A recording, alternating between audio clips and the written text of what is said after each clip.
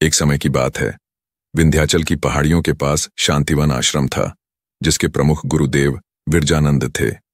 वे सीधे साधे, सरल हृदय के संत थे। एक शाम आश्रम के द्वार पर एक भीमकाय युवक आया, जिसका नाम तेजस था। तेजस ने अपनी काया दिखाते हुए कहा, गुरुदेव, मैं निर्धन हूं और नर्मदा के घाटों पर रहता हूं। लोग मुझे सवापचिया कहते हैं, क्योंकि मैं अकेले 5.25 किलो की पूड़ियां खा जाता हूं। गुरुदेव विरजानंद को उसकी सरलता अच्छी लगी।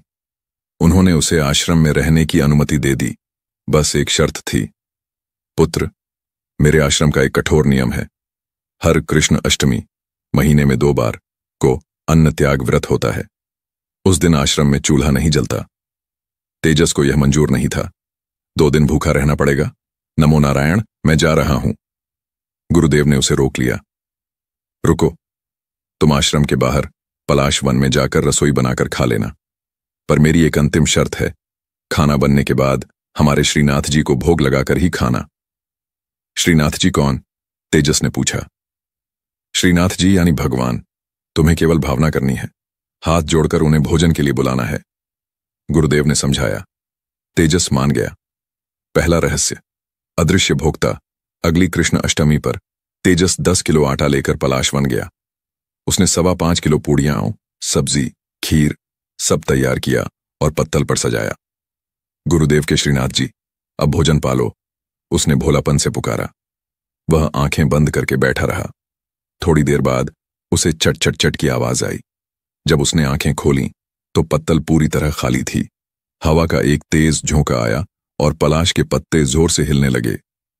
भूखा तेजस आश्रम लौटकर गुरुदेव से नाराज हुआ।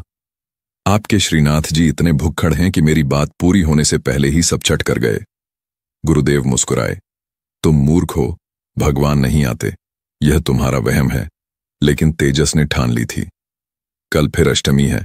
मैं कल 10 किलो आटा लूंगा, 5.25 उनका और 5.25 मेरा। देखता हूं क्या होता है। पर्दाफाश और महानता। अगली अष्टमी पर तेजस ने फिर 10 किलो पूड़ियां बनाई। इस बार उसने आंखें नहीं बंद की। वह डटकर देखता रहा। इस बार पत्ते हवा से भी नहीं हिले, पर कुछ ही पलों में भोजन फिर पूरी तरह खाली हो गया। तेजस सदमे में था। तभी उसे लगा जैसे किसी ने उसकी पीठ पर हाथ फेरा है। वह तेजी से मुड़ा। सामने खड़े थे गुरुदेव विरजानंद। उनके मुंह पर एक चोरी की मुस्कान थी। गुरुदेव, आप? तेजस अवाक था। गुरुदेव ने दबी हंसी के साथ कहा, हां पुत्र, तुम्हारे श्रीनाथ जी मैं ही हूं। यह आश्रम का नियम मैंने सिर्फ इसलिए बनाया था ताकि तुम भोग लगाकर खाने की आदत डालो। मैं जानता था कि तुम अन्न त्याग नहीं कर सकते, इसलिए मैं चुपचाप आता था ताकि तुम नियम तोड़कर भी पेट भर सको। वर्षों से मैं यह नियम निभा रहा हूं। तेजस का गला रूंध गया। उसकी आंखों में आंसू थे। उसने गुरुदेव के चरण छू लिए। आपने मुझे प्रेम से ठगा गुरुदेव। आपने नियम को प्रेम की कसौटी पर कसा। अंतिम ट्विस्ट। तीसरा भोक्ता जब दोनों आश्रम लौट रहे थे, तब गुरुदेव ने पूछा, तुमने तो 10 किलो पूड़ियां बनाई थीं पुत्र, 5 मेरी और 5 तुम्हारी।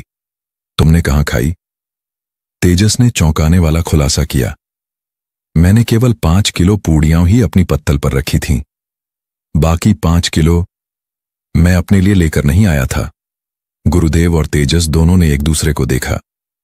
अगर गुरुदेव ने अपनी 5 किलो पूड़ियां खाईं, तो बाकी 5 किलो कौन खा गया? उसी पल पलाश के पेड़ के पीछे से एक विशाल हनुमान लंगूर निकला, जिसके मुंह पर पूड़ी के टुकड़े लगे थे। वह तेजी से गुर्राया और कूदकर घने जंगल में भाग गया। गुरुदेव और तेजस एक साथ हंस पड़े। गुरुदेव, तो पुत्र, यह तेरी और मेरी नहीं, बल्कि एक तीसरे भुक्खड़ की कहानी थी। तेजस, और वह तीसरा भुक्खड़ सचमुच का वन का श्रीनाथ निकला। तेजस अब समझ गया था कि प्रेम ही सबसे बड़ा नियम है और ईश्वर कहीं और नहीं, बल्कि प्रेम और निस्वार्थ सेवा में छिपा होता है। उसे आश्रम में न केवल भोजन मिला, बल्कि जीवन का सबसे बड़ा सत्य भी मिल गया। यह कहानी गुरुदेव के प्रेम, तेजस की भोली आस्था और एक अप्रत्याशित ट्विस्ट को दर्शाती है।